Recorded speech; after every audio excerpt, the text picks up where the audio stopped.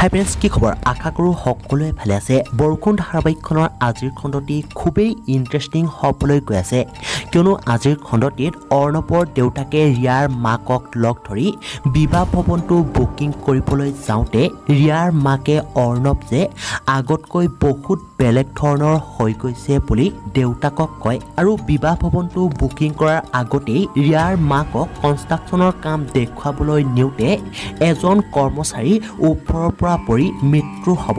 এতিয়া বাৰু এয়া এক্সিডেণ্ট নে অৰ্ণৱৰ দেউতাকৰ ব্যৱসায়টো ধ্বংস কৰিবলৈ মাৰ্ডাৰ কৰা হৈছে জানিবলৈ পাব আজিৰ আহিব লগা খণ্ডটিত। আৰু আনফালে দেউতাকে ঘৰলৈ আহি অৰ্ণৱৰ আচলতে কি হৈছে বুলি খঙত সোধাত অৰ্ণৱে সকলোবোৰ কথা কৈ দেৱযানীক কেইদিনমানৰ কাৰণে অৰ্ণৱহঁতৰ ঘৰতে থাকিবলৈ দিয়াৰ কথা কোৱাত দেউতাকে এইখন ঘৰ যে ধৰ্মশালা নহয় বুলি ক'ব।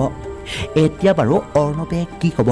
গতিকে এই সকলোবোৰ জানিবলৈ চাওক বৰষুণ ধাৰাবাহিকখনৰ আজিৰ সম্পূৰ্ণ খণ্ডটি।